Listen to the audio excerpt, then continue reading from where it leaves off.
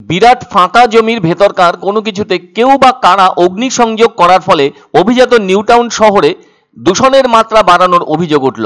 শনিবার দুপুরের দিকে নিউটাউনের যাত্রাগাছি এলাকার ওই বিরাট ফাঁকা আগাছা ভর্তি থাকা জমিতে ওই ধরনের ঘটনা ঘটিয়েছে বলে অনেকের অভিমত। এর ফলে গোটা এলাকা জুড়ে কার্যত ধোঁয়ায় ঢেকে যায়। ওই রকম তপ্ত পরিবেশকে শান্ত করতে শেষমেশ খবর দেন স্থানীয় দমকল কেন্দ্রে। শেষটায় দমকল কর্মীরা এসে ওই আগুন নেভানোর কাজ সম্পন্ন করেন। এদিকে ওই ধরনের ঘটনা কারা ঘটিয়েছে সেটা তদন্ত করে জানতে চাইছে নিউটাউন থানার পুলিশ। তবে ওই ধোঁয়া ছড়িয়ে যাওয়ার ফলে অনেকেরই শ্বাসকষ্ট দেখা দিয়েছে বলে জানা গেছে। এর পেছনে অন্য কোনো অভিসন্ধি আছে কিনা সেটাও খতিয়ে দেখছে পুলিশ। তাছাড়া ওই ফাঁকা জমির বিভিন্ন দিকে তো বড় বড় ঝোপঝাড়ও রয়েছে কিছু বসত বাড়িও। ওই রকম ধোঁয়া যেমন পরিবেশকে নষ্ট করে থাকে, তেমনি আবার মানুষের জীবনেরও ক্ষতি ডেকে আনে। যাদের শ্বাসকষ্ট আছে তাদের ক্ষেত্রে ওই ধোঁয়া নিঃশ্বাসের ক্ষতি করতে পারে, আর ওই রকম অবস্থা যেন মানুষের ক্ষতির দিককে বাড়িয়ে তোলে। আসলে নিউটাউনের মতো একটি অভিজাত এলাকায় যারা থাকেন তাদের বাড়িঘর বলতে গেলে যথেষ্ট আধুনিক মানের। সেই সব স্থানে ওই ধোঁয়া প্রবেশ করলে অনেকেরই শরীর খারাপ হতে পারে, বিশেষত যাদের শ্বাসের ক্ষেত্রে সমস্যা আছে তাদের। আর যারা ওই খারাপ কাজ করছে তারা তো পালিয়ে গিয়েছে, তবে তাদের উদ্দেশ্য কি ছিল সেটা জানা সম্ভবপর হয়নি, কেননা পুলিশ তো ঘটনা ঘটার পর তদন্তে নেমেছে। তাই তাদেরকে ধরতে বিস্তর কাঠখড় ব্যবহার করতে হবে।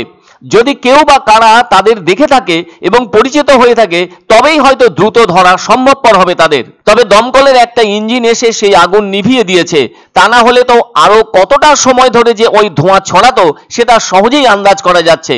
ফাঁকা জমিতে আগাছা বা ঝোপ জঙ্গল যাই থাকুক না কেন, সেখানে তো পরিবেশ দূষণের কোনো বিষয় ছিল না। উটকো কিছু জন ওখানে অগ্নিসংযোগ করায় তার দূষণের মাত্রা পায়।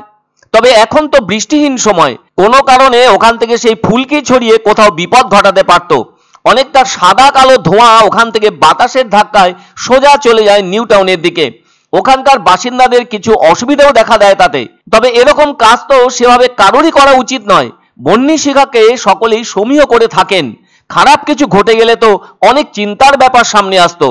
তবে সেসব হয়নি বলে রক্ষে। যাদের শ্বাসকষ্ট কিংবা কাশির মতো অবস্থা আছে তাদের ক্ষেত্রে তো এ ধরনের ধোঁয়া মোটেই আরামদায়ক নয়। কবে শিখবো আমরা সচেতনতা? কবে ভাববো আমরা এ ধরনের কাজ অন্যের ক্ষেত্রে ক্ষতিকর? ফাঁকা জায়গাকে কোনোভাবেই সমস্যা সৃষ্টি করা ঠিক কাজ নয়। এসব কাজ থেকে বিরত না থাকলে বিপদ ঘটতে সময় লাগবে না। পছন্দসই সেরা খাবার খেতে হলে সোজা চলে আসুন রুচিসম্মত আধুনিক মানের রেস্টুরেন্ট রাজদরবারে, কেননা এখানেই আপনারা পাবেন ভোজনের রাজকীয় অনুভূতি। শুধু পুজোর সময়ই নয়, সারা বছরই রকমারি খাবার সরবরাহ করাই এই রেস্টুরেন্টের আভিজাত্য। আমাদের ঠিকানা রাজদরবার, রাহুতবাড়ি, বাবুপাড়া, জলপাইগুড়ি। ধামাকা ধামাকা ধামাকা! সানরাইজ মার্বেলের নতুন শোরুম শীঘ্রই আসতে চলেছে জলপাইগুড়ি গৌরীয় মঠের পাশে নতুন করলা সেতুর কাছে। এখানে পাবেন আধুনিক টাইলসের রকমারি সম্ভার। এক অন্য অনুভূতির স্পর্শ পাওয়া যায় রয়কো ব্র্যান্ডের গেঞ্জি ও জাঙ্গিয়ায়। তাই ছোট বড় সবার পছন্দ রয়কো গেঞ্জি ও জাঙ্গিয়া। প্রস্তুতকারক জয়মনি হোশিয়ারি, কলকাতা। আনন্দ সংবাদ, আনন্দ সংবাদ। 30 বছরের নির্ভরযোগ্য প্রতিষ্ঠান ইন্দ্রমণি রাইস মিল। আমাদের কয়েকটি জনপ্রিয় ব্র্যান্ড হলো তাজ, বরলি, খুশি ইত্যাদি। আমাদের factory outlet CG trading company, Dinbazar, axis ব্যাংকের পাশে, জলপাইগুড়ি।